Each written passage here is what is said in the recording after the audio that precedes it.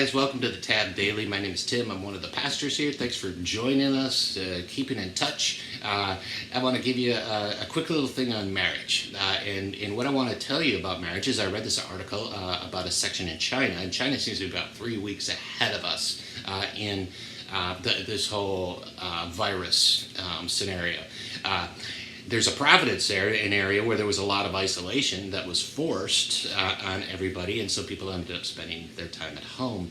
The office that handles divorce applications has been so overwhelmed since this virus because people were suddenly forced to spend 3 weeks or so at home with their spouse, and they found out they had done a really poor job of preparing for something like that.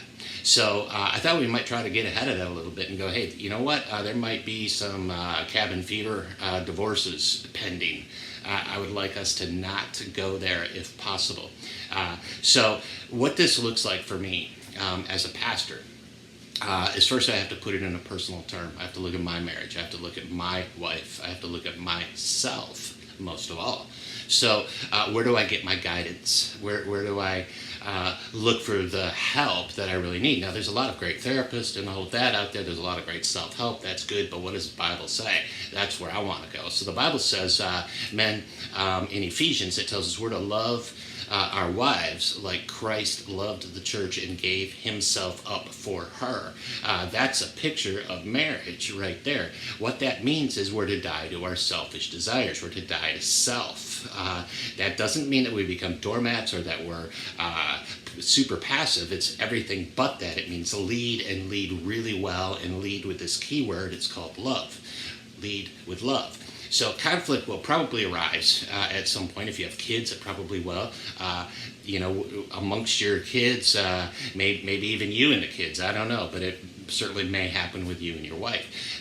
So what I'm going to encourage is this: first of all, let's take care of ourselves. There's 3 things that I know that I've needed to do with my kids when they were little and would get isolated. That was they needed to eat well. Not snacks, not junk food, eat well, get plenty of water. Number 2, they needed to rest well. That meant if they were taking naps and being too lazy during the day and couldn't sleep at night, something's wrong, we're going to cut the naps up. The 3rd thing was get exercise. At our house, we say go use your big muscles. There were times when I would say, kids, you got to get out, you got to go do that. And they would literally run around our house in a circle for 45 minutes and make some game out of it. They're amazing kids, but it really did help. So as adults, let's do that for ourselves. Now, conflict, probably going to happen. It usually starts over something brilliant, something really super important like, hey, where's my pen? Who took my pen? I don't know. It's always something dumb, isn't it? So we begin this argument, and what people found is they had no tools. They didn't know how to do it. They were looking in this situation where they felt fear. What are they afraid of? Well, what about my job? What about our money? What about food? What about toilet paper? I don't know. So all of those things can create this argument. Well, we're going to argue with the easiest person to argue with. That's our spouse, because we know their weak spots, and we start pushing, and then we decide we don't like them, and before we know it, the virus is over. We're not in quarantine, and we're seeking divorce. Again, let's not go there. So what do? Men. Our church often speaks directly and harshly in a loving way to men. It's not even harsh, it's just really direct. We're to die to ourselves. We're not to be passive. We're to lead and lead with love, and that means we're going to hold the other person in very high esteem. In arguments, we often end up demonizing the other person. Scripture has an answer for that. It says, remember the wife of your youth. Why did you date this girl? Why did you fall in love with this girl? We didn't fall in love, we chose to. Why did we do all of these things? Well, it's really simple. Because we were young men looking for a young woman to spend the rest of our life with, and now here we are. We forgot the wife of our youth in the beauty. So an argument will ensue. We all have different ways of dealing with arguments. Some of us get passive aggressive. Some of us give silent treatment. Some of us yell and scream. Some of us drink. Whatever it is, those aren't healthy. We're to go directly. Sometimes the temper is so high that we need to take a break. Go ahead, take a break. Find a place, play a game, chill, let your blood pressure go down, and then come back and talk.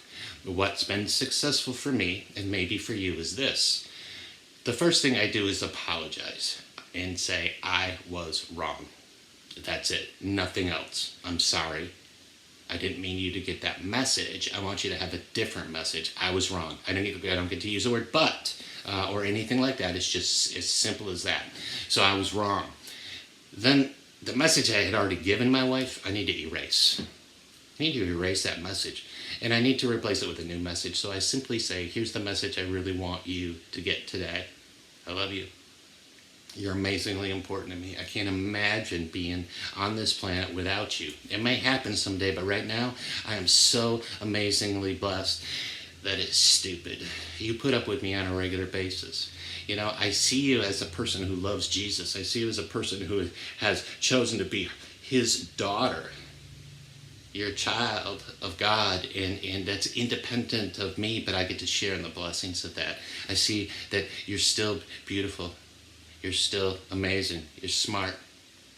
I watched you with the kids, and I couldn't have done it without you. I just want my wife to receive some sort of message like that is the truth rather than the lie of you're the cause of my problems. It's as simple as that. Now, as Christians, as followers of Jesus, we're not going to do this perfect. We're all looking for unconditional love. We all want to receive it at home, and sometimes home is the last place we're going to receive it. Man, I promise you, if you lead in this and you show unconditional love to your wife, to your kids, if you understand how God truly feels about you and shares his unconditional love with you, we can get through this. It's not a big deal. So I'm here to say, do it. Just do it. There's no other alternative. There's not a magic pill, thank goodness. Because what's hard is where we grow when we're successful. And success doesn't mean always doing it right. It means practicing. So I'm going to encourage you. Practice. Practice love. Practice unconditional love. And give the message you really want to give. Love y'all.